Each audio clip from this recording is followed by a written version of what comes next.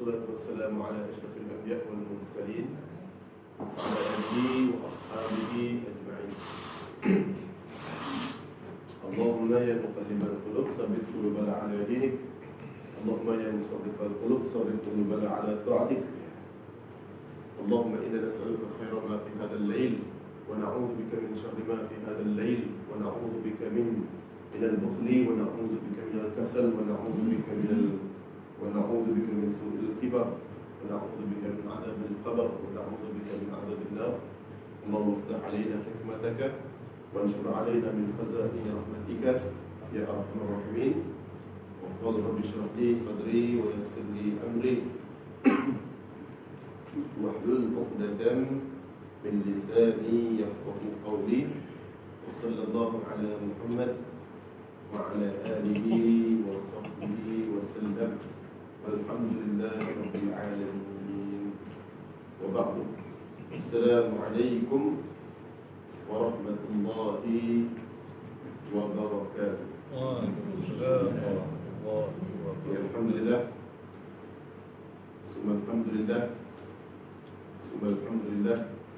Bersyukur kepada Allah Subhanahu wa taala yang nikmat yang Allah beri pada malam ini, yang nikmat diberikan kepada kita subhanahu wa taala al-Husain ala fitrah Islam.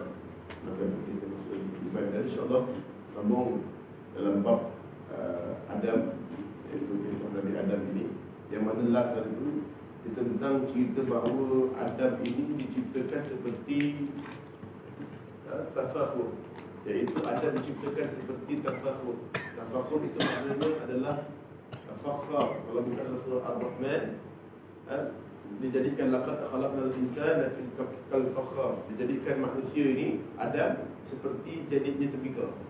Tembikar ni macam mana jadi? Jadi kita sama sebiji macam tembikar punya kejadian.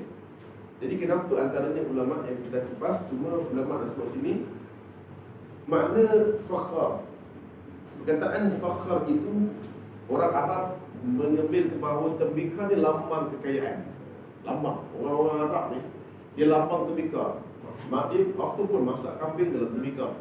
Air ni semua tembikar. Saya pernah pergi Lombok, dia antara mewah dengan tembikar. Dengan tembikar. Bila letak dalam air tembikar ni sejuk, air masak. Di sini sejuk. Kalau masak asam pedas pun terjadi, asam pedas pun lain dalam tembikar. Dia pernah masak tembikar, belilah mangkuk tembikar. Bila masak asam pedas, dia punya rasa ni pun rasa lain. Tak sama tak dalam periuk besi. Jadi adalah kelebihan. Tapi orang Arab, tembikar ni lambang kekayaan. Macam orang Melayu dulu, ada kaya je ada tembikar. Ada gayu, ada punya apa tembikar dia punya tempayan tembikar dia punya lambang kekayaan. Pasung bunga tepi tu mesti tembikar dia, lambang kekayaan. Orang sana tidak. Tapi kalau nak sebut orang Arab, dia memang tembikar. Jadi sebab tu dia orang Arab sana dipanggil tafakhur. Orang yang cakapnya besar dipanggil tafakhur. Sifat tafakhur, sifat dia menembikar. Sifat kamu ni manusia ni, sifat dia seperti tembikar manusia.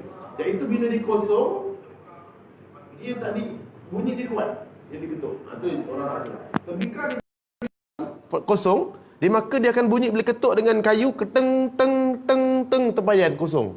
Dia tempayan tu penuh dengan air, maka dia bunyi dia padat, dep dep dep. Orang Melayu sama je sebenarnya. Peribahasa orang Melayu. Apa peribahasa Melayu? Macam tin kosong. Ada tak pernah tengok tak? Dia ni jenis tin kosong ni, cakap je apa? Mana tadi? Yang ini ke yang itu ni? Kuat. Oh ni. Okey. Jadinya macam tin kosong. Sama je orang Melayu panggil dia ni macam tin kosong. Jenis cakap pung pang. Suruh jadi AJK tak nak juga. Itulah. Bila dia kat belakang nombor satu, dia komplain nombor satu. Bila dia buat tak ada apa pun. Jadi begitulah. Lebih kurang lah kan?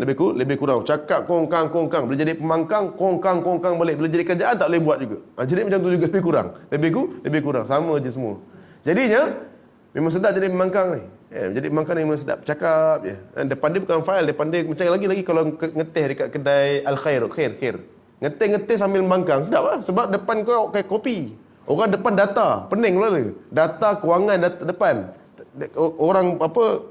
AJK depan dia SOP, ada data, ada kewangan. Yang cakap kat kedai makan tu, yang komplain surau, depan dia kopi.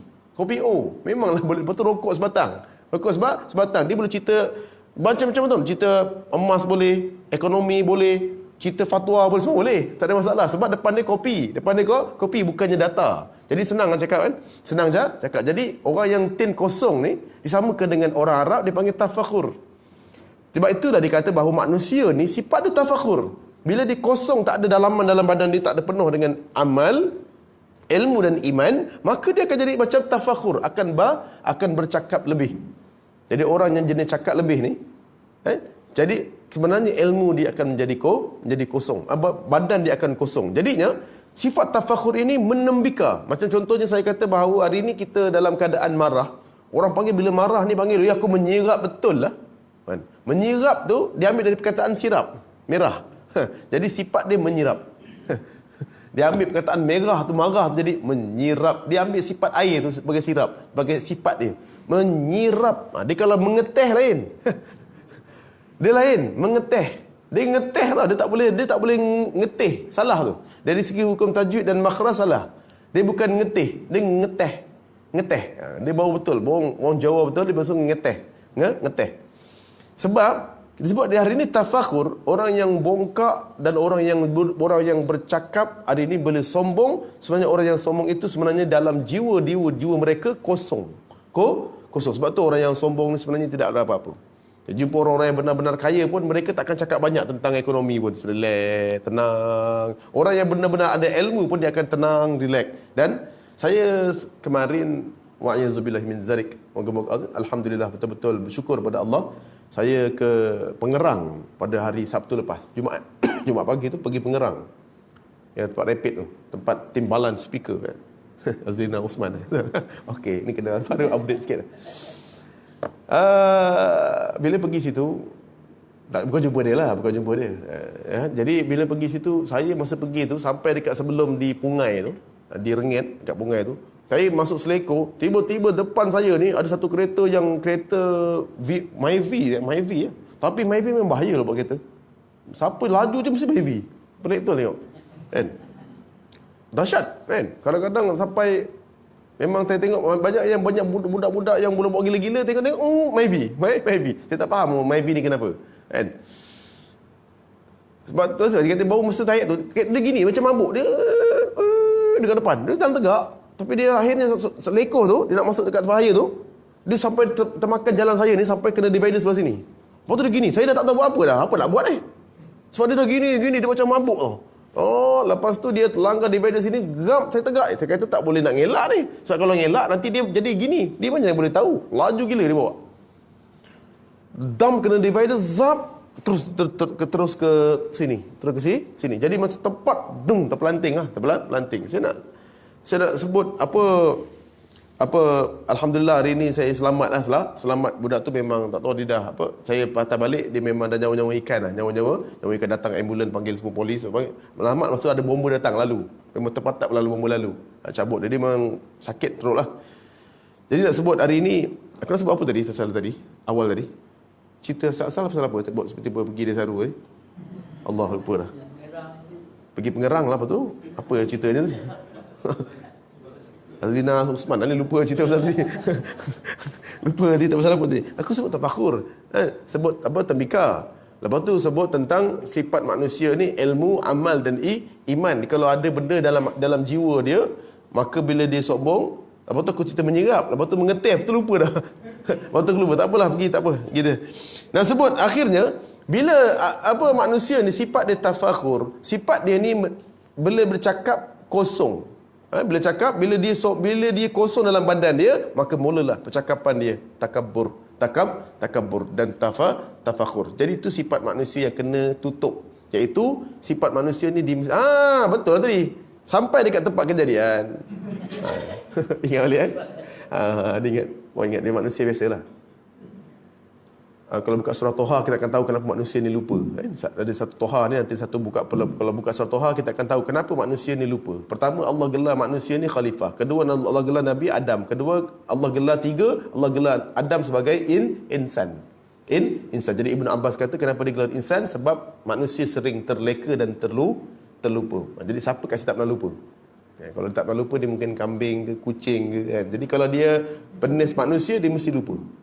Dia lupa. Jadi begitulah. Jadinya bila saat sampai tu, ada seorang ni, dia ada bomba datang lah. Bomba ada 2 orang, memang sedap. Bomba tengah setting ke, datang seorang baju warna pink. Dia pink ungu-ungu gitulah, laki-laki naik motor. Brother tu badan besar-besar sikit, dia dengan anak dia. Tu, jangan bagi tidur.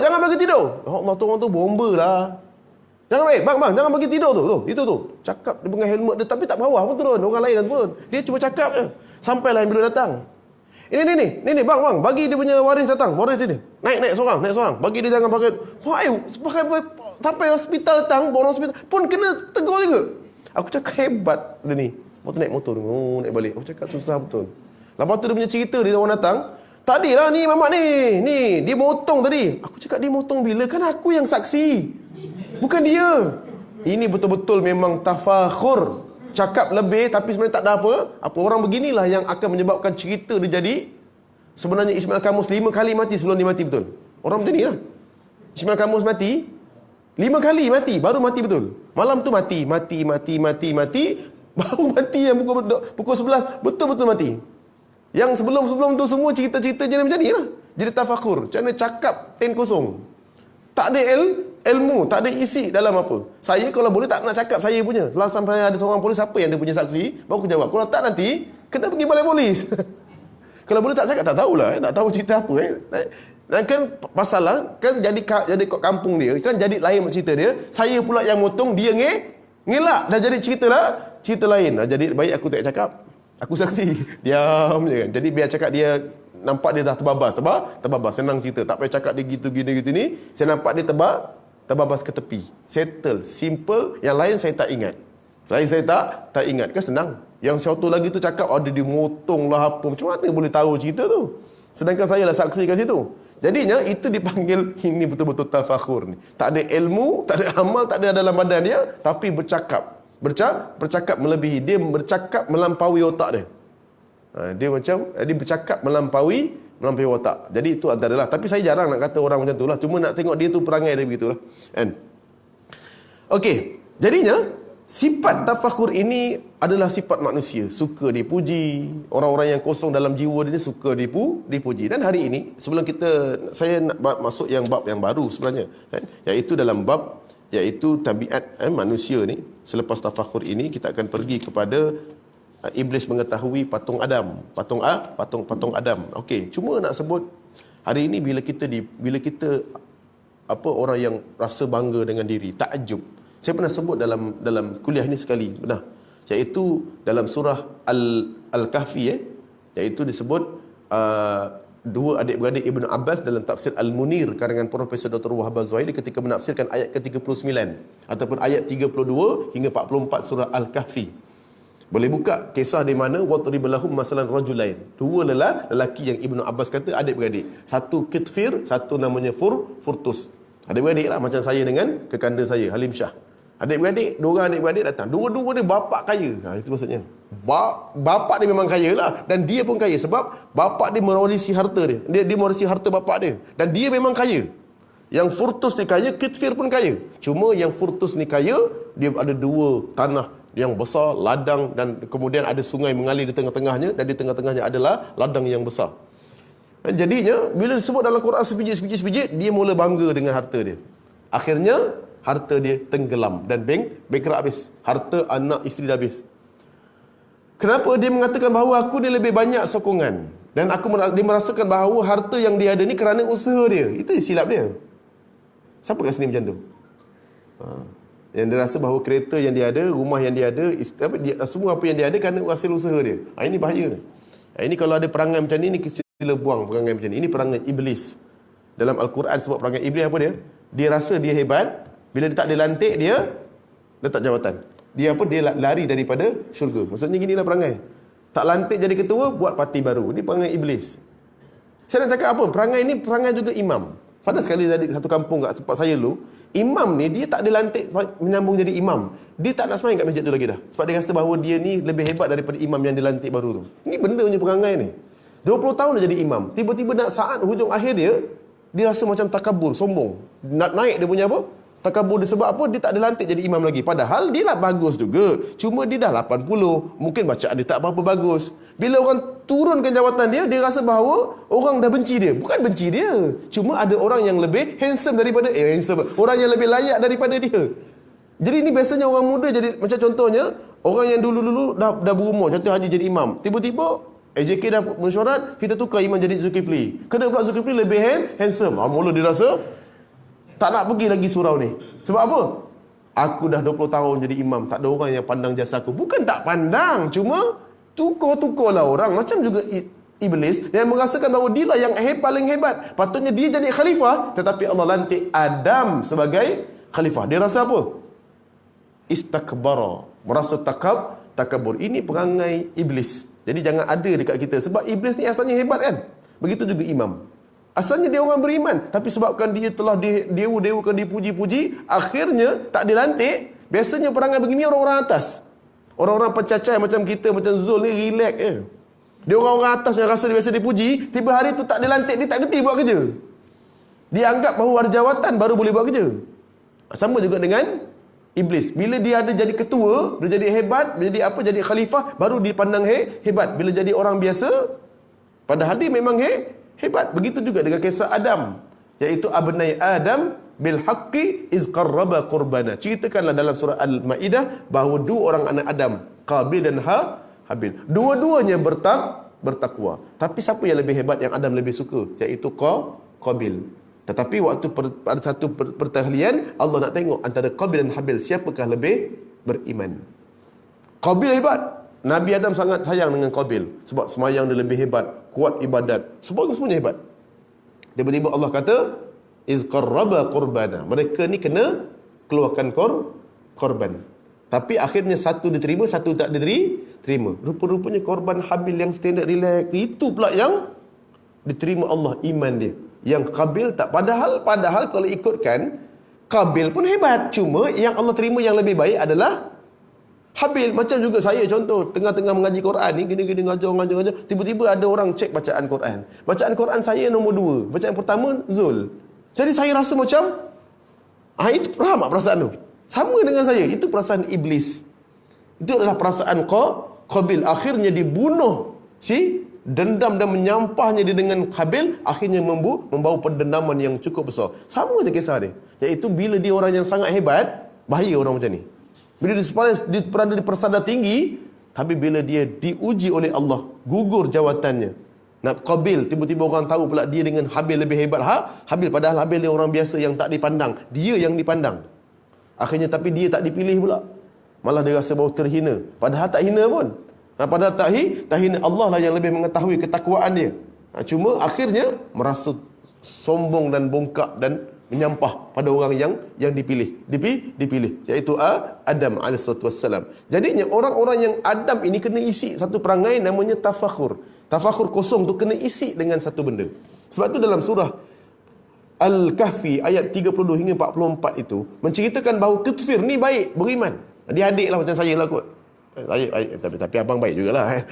Contohlah, bila saat harta dihancur, walaula idh dakhalta jannataka qulta ma syaa Allah la quwwata illa billah. Kalaulah dulu, wahai Furtus, kekandaku, kamu bila melihat harta kamu, anak kamu, Nabi kata 3 benda, harta, anak dan keluarga, kamu sebut masya Allah la quwwata illa billah, maka lam tadurrahul ain, tentulah penyakit ain tidak akan menimpa kamu untuk selama-lamanya.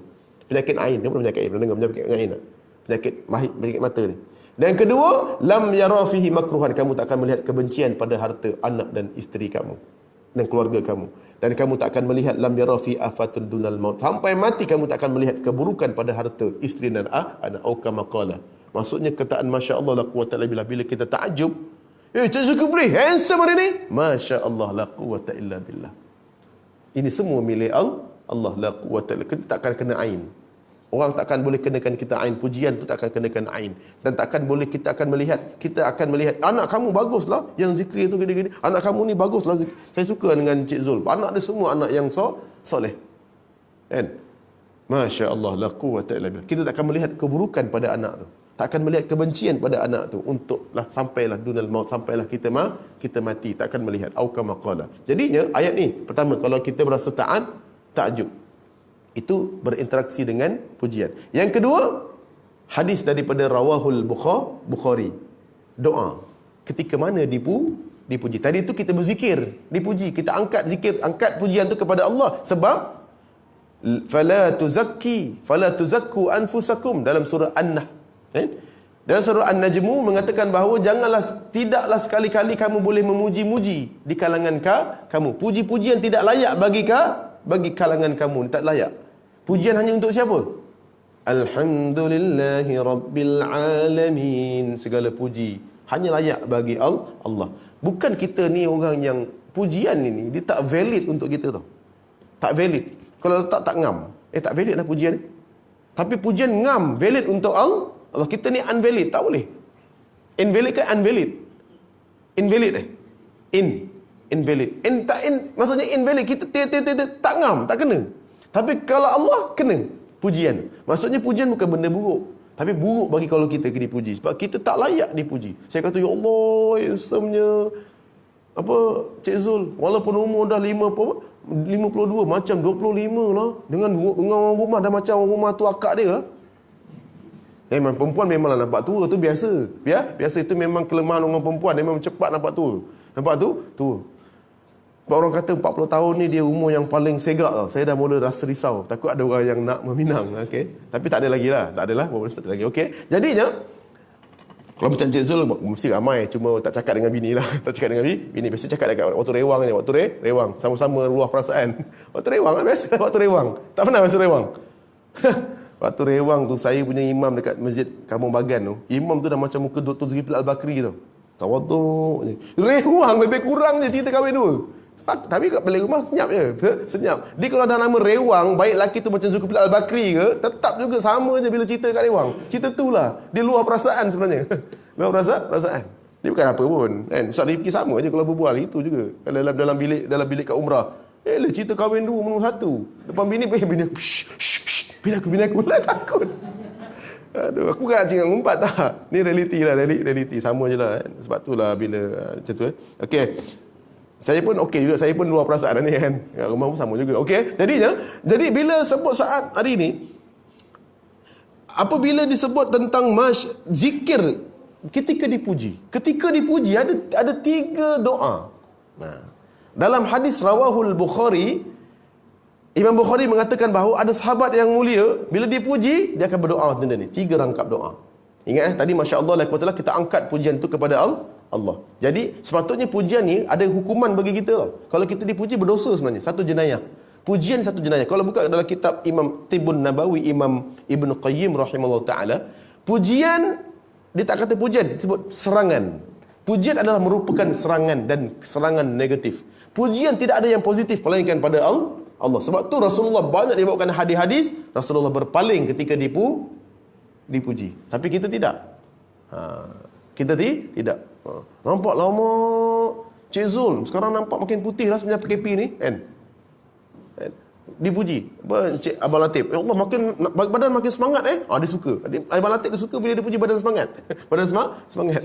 Kalau Abang Zainal tak suka, dia suka kurus slim, dia suka. Ada macam abang saya, kalau panggil dia kurus dia menyampah sebab dia memang kurus kering. Kau makin kurus sekarang dia tak suka. Ada orang rupanya dipuji kurus tak suka. Tak semua orang kan. Macam saya pernah difitnah handsome, saya tak suka. Jadinya begitulah. Jadi bersebut balik, apabila disebut tentang doa, pertama doa dia adalah, sebab tu saya nak salin tadi, pertama doa dia yang disebut dalam hadis Bukhari itu, pertama bila orang puji, contoh orang puji saya, baru-baru ni jangan, ni tak ada kena-mengena, tapi ada dalam Facebook, ada 3-4 orang yang kata benda tu macam, tapi dah lain tau. Dia kata saya macam Ungku Ismail. Ini minta maaf dia macam saya macam Ungku Ismail. Dah berapa kali orang cakap dah, Ustaz macam Ungku Ismail lah muka Ustaz. Saya bila tengok, siapa Ungku Ismail? Bila saya buka balik social Google, oh not bad lah. Not bad lah. Okey lah. Bila saya tengok, bila dipuji kan suka kan? Bila dipuji suka kan? Jadinya bila dipuji tu suka, Masya Allah, la quwwata. Kita naikkan dulu. Pertama, ini semua milik Allah. La quwwata illa billah. Ya nak Ustaz, comel lah Ustaz. Like father, like son lah. Tak. Masya Allah, la quwwata illa billah. Yang kedua boleh lagu-lagu like father, like son. Tetapi janganlah mula-mula tu sebut masya-Allah sebagai mengelak daripada hukuman Allah Subhanahu wa taala berbentuk mudarat. Yang kedua doa. Doa ni ada 3 rangkap. Yang pertama doa dia apa? Allahumma. Dia doa dia adalah pertama sekali Allahumma la tu'akhidni bima yaqulun. Ya Allah, janganlah engkau hukum aku ya Allah di atas pujian mereka. Nampak? Contoh, akak tadi tengok muka saya, sama juga Ustaz Fahmi. Saya pun kata, alamak, Masya Allah la quwwata illa billah. Ya Allah, jangan kau hukum aku di atas pujian dia. Kan? Pertama. Yang kedua, ataupun, Ustaz, makin kaya Ustaz sekarang? Oh, Cik Zul makin kaya sekarang Hebatlah meniaga Masya Allah la quwwata. Kekayaan semua milik Allah la quwwata illa billah. Lepas tu jangan kau hukum aku di atas pujian mereka. Kedua, waghfirli. Ampunkan aku. Ingat perkataan ghafira, ampun ni tak sama dengan afun. Afun dengan ghafira kalimah yang berbeza. Ghafira berasal perkataan makna dia adalah tutup. Bahasa Arab kalau buka dalam kamus bahasa Arab Zamakhsyari, ulama bahasa, dia letak ampun ghafira maknanya tutup. Asal perkataan dia. Afun maknanya hapus, tak sama. Contoh saya nak datang rumah kita nak pergi rumah siapa, nak pergi rumah siapa-siapalah, ataupun nak datang rumah sejemaah, saya datang rumah saya. Kalau datang lagi 5 minit, saya akan ghafira saja rumah saya. Saya akan tutup je. Jadi saya ambil sampah-sampah tu, lego-lego anak-anak masuk dalam bilik. Betul Sampah-sampah sapu masuk dalam kapet. Sebenarnya tak bersih pun, ditutup je. Tapi kalau afun betul-betul kemas dan hapus. Dia ambil sampah, buang, kemas betul clean, pergi dapur. Pergi dapur. Kalau yang jenis tutup itu, saya nak angkat barang, tak apa. Biar saya angkat. Tak apa. Maksudnya dalam 3-5 kali dia tak bagi angkat barang pergi dapur, maksudnya dapur dia bersepah. Kalau dapur dia baru buat, renovate, tak ada maknanya. Pergi, tak apa. Semua kalau boleh semua pergi. Angkat, pergi dapur. Kalau kemas dalam dapur dia, kalau dapur dia bersepah, 10 kali dia jangan sekali-kali kamu pergi dapur. Maksudnya memang bersepah dapur dia. Jadi ini sebenarnya dia bawa semua barang ke dapur. Depan semua kemas. Maksudnya 5 minit punya cerita. Kat mana ni? Saya dah depan rumah Ustaz. Semua dia angkat masuk dalam bilik. Itu maksudnya tutup je. Jadi ghufira maknanya adalah tutup. Afun maknanya hapus. Ada satu hari dan satu malam Aisyah tanya Nabi, wahai Rasulullah, kalau aku jumpa satu malam tu, aku nak doa apa? Iaitu Lailatul Qadar. Nabi kata apa? Allahumma innaka afuwun tuhibbul afwa fa'fu anni. Nabi tak pernah suruh pun minta afun. Nabi minta ghafir, betul? Tapi hari itu Nabi suruh minta afun, hapus. Sebab pada malam itu Allah akan selesaikan semua benda. Termasuklah menghapuskan terus dosa, bukan tutup je. Hari lain astaghfirullah, itu. Jadinya berbeza Jadi waghfirli ni ampunkan dan juga tutup. Bima ma la ya'lamun, apa yang mereka tak tahu pasal aku. Nampak makin berjaya hari ni. Nampak baguslah hari ni bisnes Dia tak tahu. Tadi pagi baru pecah tabung anak. Nampak macam hebat. Rupanya pagi tadi kita minta tutup. Dan yang ketiga, waja'alni, jadikanlah aku khairan, lebih baik mimma yazunnun, daripada apa yang mereka sangkakan. Jadi kalau hari ni kita kaya, dikata, macam orang kaya. Masya Allah lah, kekayaan itu semua milik Allah. Doa terus, ya Allah, jangan kau hukum aku di atas pujian mereka tadi. Mereka tu mungkin perli aku ke apa ke, tapi jangan kau hukum aku. Dan kemudian tutuplah daripada apa yang mereka tak tahu. Ya Allah, aku ni nampak dalam atas macam Facebook atau kod bawah kain pelekat tu punya. Kain pelekat. Tak tahu. Rupanya baru menangis kerana bankrupt. Orang tak tahu bisnes kita. Kan? Orang hebat. Waja'alni, ya Allah, jadikanlah aku khairan, lebih baik dan lebih kaya mimma yazud, daripada apa yang telah mereka sangkakan pada aku. Ini adalah bagaimana berinteraksi dengan pujian. Ada tak di sini disebut mengelak daripada pujian? Tak ada. Jadi bila dipuji, tak perlu menidakkan. Orang kaya? Tak adalah, mana ada kaya sangat. Dah orang puji, janganlah kau menidakkan. Ulama kat musola, nampak lawa? Tak adalah Ustaz, nampak muka lawa, badan berkurap. Janganlah cakap. Contoh, janganlah terlampau fikir sangat, walaupun ada. Jangan. Jadi nampak handsome dalam lah Ustaz, dalam teruk, luar je nampak. Patutnya jadikanlah aku lebih sihat daripada apa yang mereka sangkakan. Terus jadi sedangkan pujian adalah negatif, jadikan benda ini sebagai positif. Jadinya cara berinteraksi dengan pujian, Nabi telah mengajar dalam hadis Bukhari. Tadi adalah ayat 13 surah Al-Kahfi. Masya Allah la quwwata illa billah. kemudian berzikir, dan kemudian doa dengan 3 ini. Supaya Allah jangan hukum aku dengan pujian tadi. Yang kedua, tutup aib. Yang ketiga, minta jauh lebih baik daripada apa yang mereka puji tadi. Maksudnya kalau orang puji saya, kalau contohnya, akak, dah macam ni Al-Afah lah muka, kan? Contoh, jangan terlalu fikir sangat. Ni Al-Afah ke? Macam muka ni Al-Afah lah. Ya Allah, jadikanlah aku lebih lawa daripada ni Al-Afah. Betul gitu. Ni tak adalah ustaz, macam maklimah je ustaz. Tak ada, jangan. Jadinya itu antara interaksi. Jadi bila kita takjub dalam jiwa kita, terus doa supaya doa orang yang mengata tadi tu, walaupun dia perli ke tak perli ke, jadikan sebuah kenyataan. Saya pernah sekali di Rengit ada dulu, Rengit. Tahu tak Rengit? Saya ni memang orang jenis asli orang Rengit tau. Memang berasal orang Rengit, asli orang Rengit, bukan orang asli Rengit, tapi asli orang Rengit. Jadi bila saya duduk, masa saya ke sekolah dulu lepas belajar, saya buat uptrend. Pernah dengar uptrend tak? Siapa pernah dengar?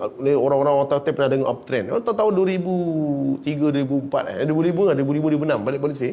2005 saya balik Mesir, 2006 lah. Jadi buat uptrend. Konon-konon lah, biasa nak buat yang apa bulat-bulat kan. Cari orang kan. Jadi saya cakap lah pada semua orang. Kawan-kawan saya yang postman yang itu kat Rengit. Fahmi, ni aku nak cerita dengan kau ni. Ini kau dapat, kau masuk RM30.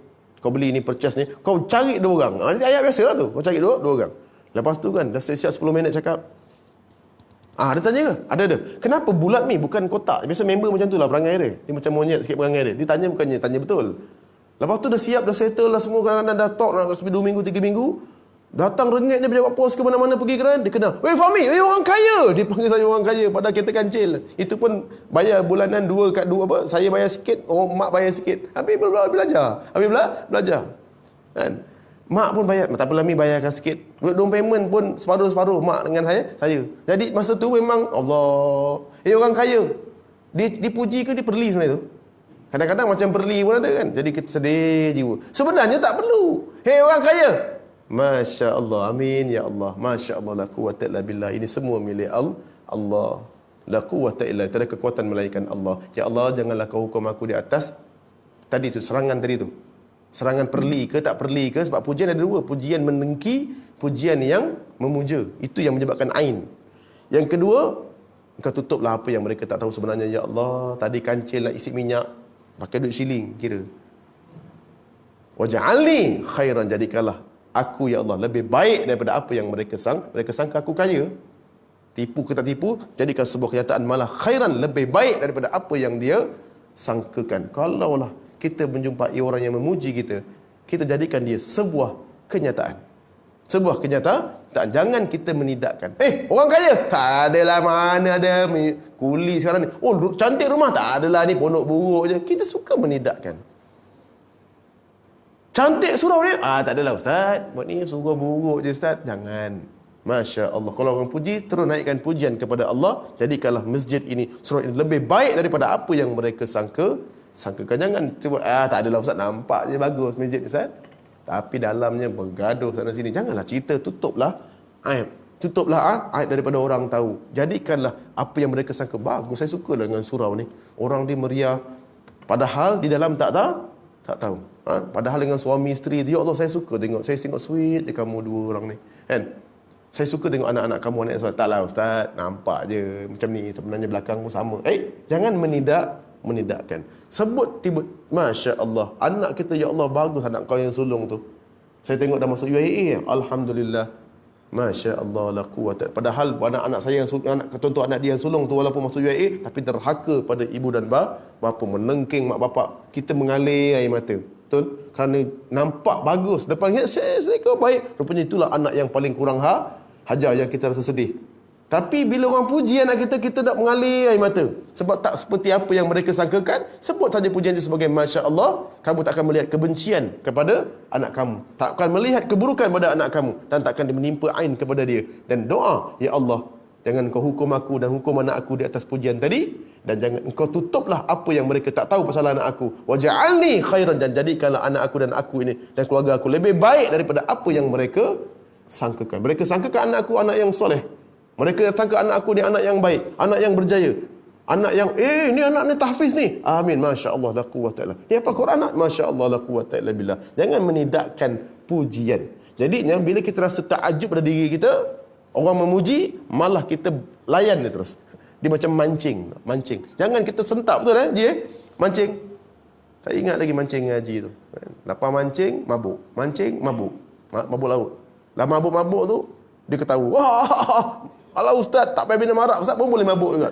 Aku pujian tersebut dan kemudian tutup daripada apa yang mereka tak tahu dan kemudian minta lagi jadikanlah pujian itu sebuah kenyataan dan malah lebih baik daripada apa yang mereka sangkakan. Wallahu alam. Jadi itu antara perkara yang tafakhur, merasa diri best. Merasa diri best. Bila rasa diri best, bila orang puji pula kita, malah kita minta lagi best. Lagi. Tapi doa tu janganlah kuat sangat. Abang Latif nampak macam Brad Pitt lah. Ya Allah, jadikanlah aku lebih handsome daripada Brad Pitt. Meluat pula orang tengok.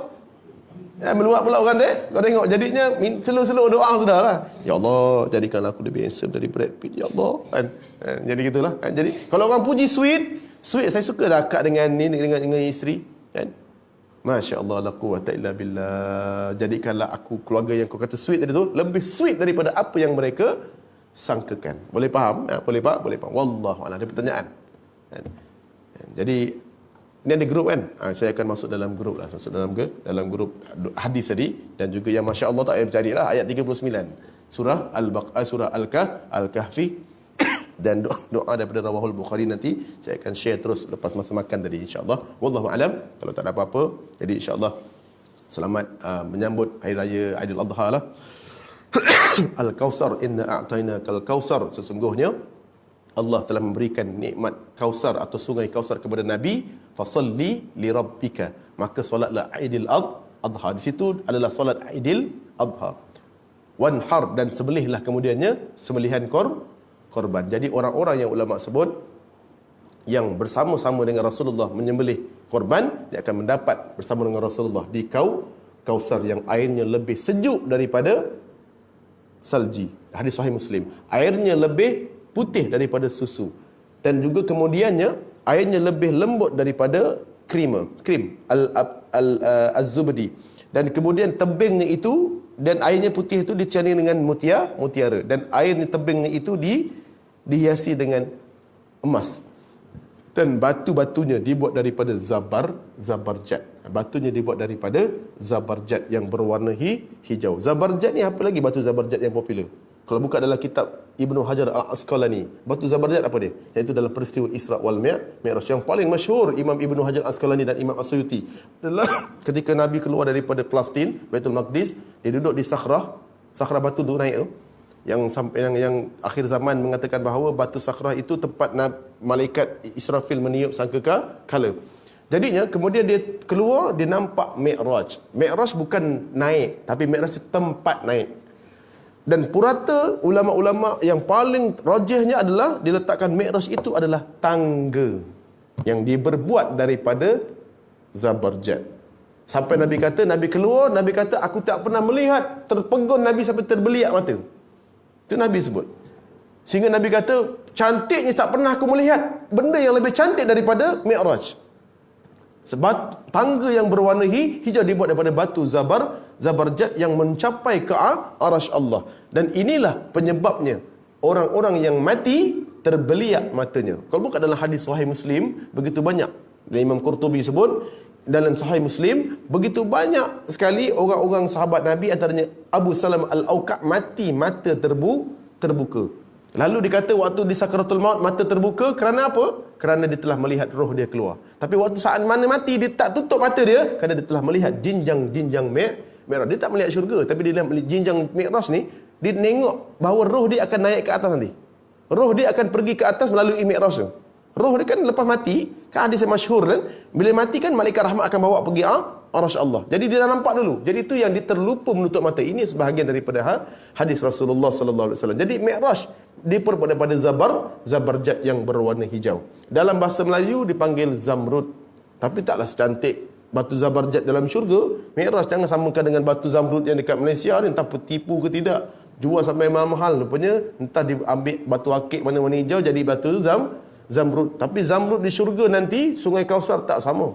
Disambung dengan Mi'raj sehingga terbeliak mata kita nanti melihat batu Ada kat sini mata terbeliak mata tak tengok batu zamrud? Tak kan? Terbeliak mata tidak. Kan? Tengok batu zamrud di syurga nanti terbeli, tengok Mi'raj beliak matanya sehingga terlupa menutupkan mata. Tu Zabarjat, kena ingat tu perkataan. Kalau nak dapat batu ni kena korban, kena berkorban.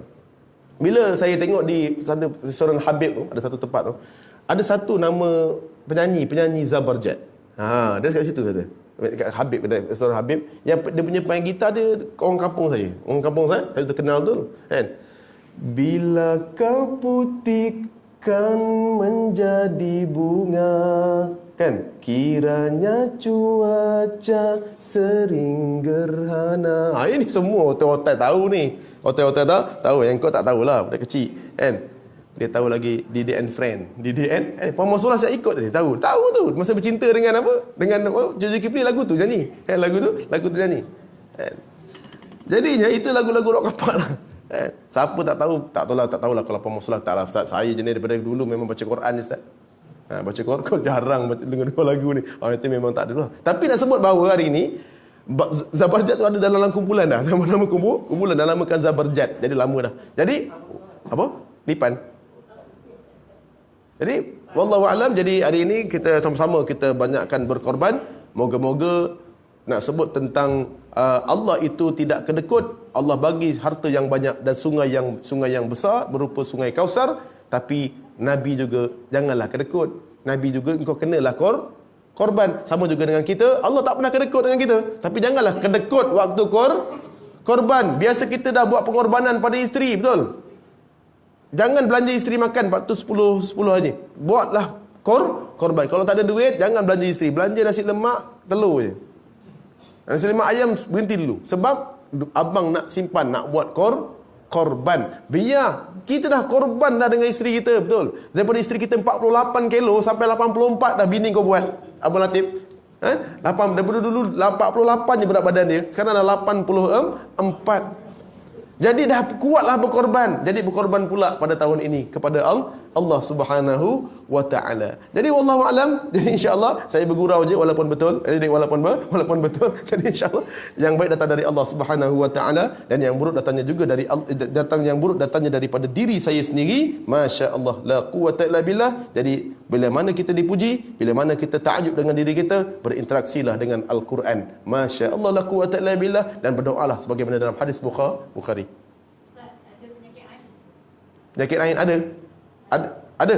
Penyakit ain pasti ada sebab didasarkan dalam hadis rawahul Bukhari. Penyakit ain itu ada. Penyakit ain itu ada. Dalam Tibun Nabawi mengatakan bahawa orang-orang yang tak mengaku penyakit ain, dia telah tertolak dari agamanya kerana telah berdasarkan daripada hadis yang sahih. Cuma penyakit ain ini datang kerana apa? Kerana bala bencana manusia yang suka puji memuji. Pujian yang dua. Puji yang pertama kerana pujian memuja. Yang kedua, puji yang mendengki. Yang ni kita tak tahu. Dua-dua ni tak tahu. Memuja kita tahulah memuja. Oh Fatimah, gadis nan ayu. Dia punya cerita pada Fatimah tu gambar. Dalam muka macam akak-akak ni je muka dia. Tapi dia punya puji lagu tu, ya Allah. Gambaran, dia memuja dah sampai. Memuja. Kan? Dia muja Abang Zainal. Ya Allah Abang Zainal, handsome-nya Abang Zainal ni, dia macam Cadbury, hitam tapi manis. Dia puji tu, gambaran hebat.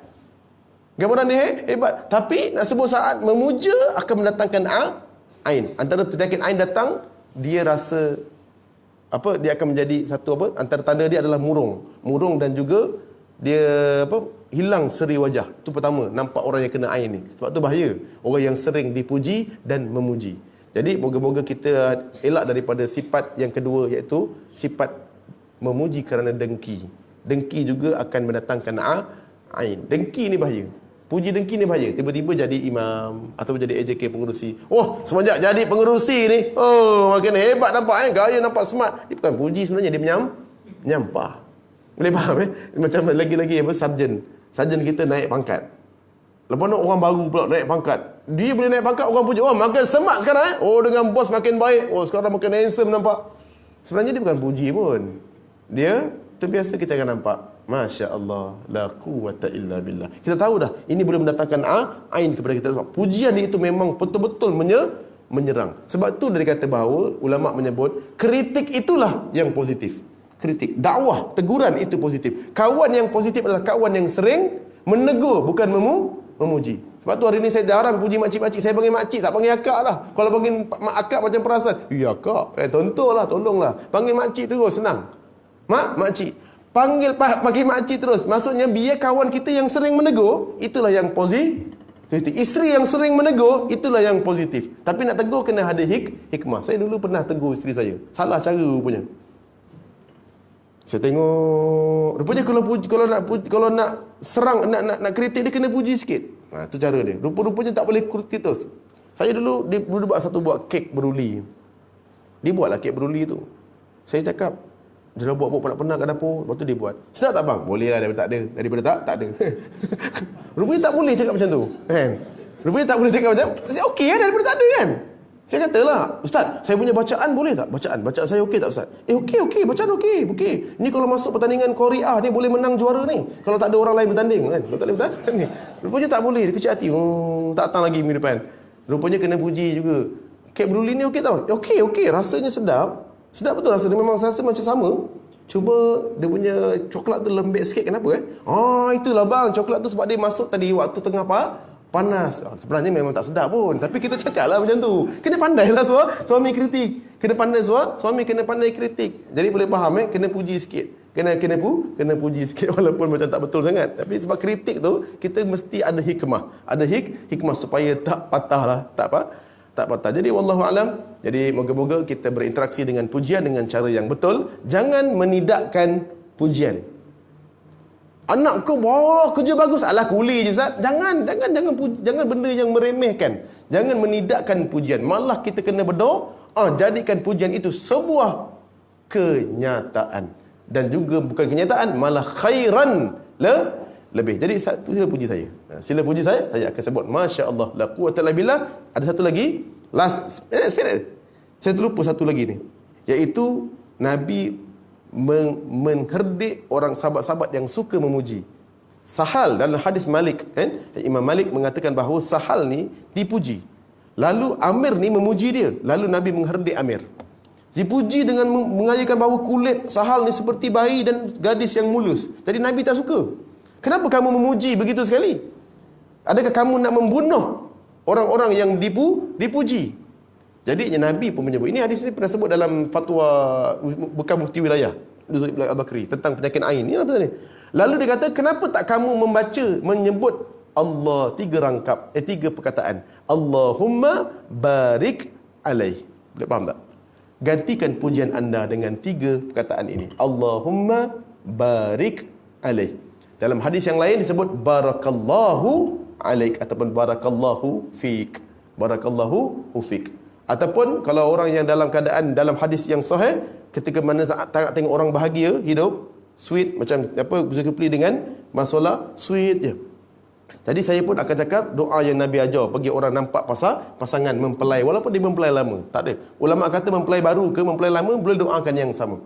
Iaitu barakallahu lakuma wa barakala alaikuma wa jama'a bainakuma fil khair. Maksudnya doa keberkatan. Jadi kalau kita nak memuji, sulami dengan doa. Dan kemudian Imam Ibnu Qayyim kata, kenapa? Sebab orang yang memuji juga sekiranya dia puji keluarga tu, orang tu ada pelindung diri dia. Disebut masya-Allah la quwwata illa billah. Penyakit ain itu, serangan itu tidak akan hilang. Serangan itu akan kembali kepada orang yang menyerang ataupun orang yang memuji. Jadi kalau saya cuba memuji dengan cara dengki, nampak hebat sekarang. Disebut masya-Allah. Benda tu akan datang kembali. Penyakit itu akan kembali menyerang saya. Jadi kalau saya nak cara mengelak saya menyerang orang, saya kena menyerang dengan menyebut Allahumma barik alaih. Cemburu dengan keluarga orang tu. Makin bahagia kau sekarang Allahumma barakallahu lakuma wa baraka alaikuma wa jama'a bainakuma fil khair. Jadinya pujian tadi pada keluarga tu akan terhalang serangan. Jadi cara memuji Allahumma barik alaih. Cara melawan masya-Allah la quwwata illa billah. La quwwata illa billah. Wallahu a'lam. Yang baik datang dari Allah. Assalamualaikum warahmatullahi wabarakatuh.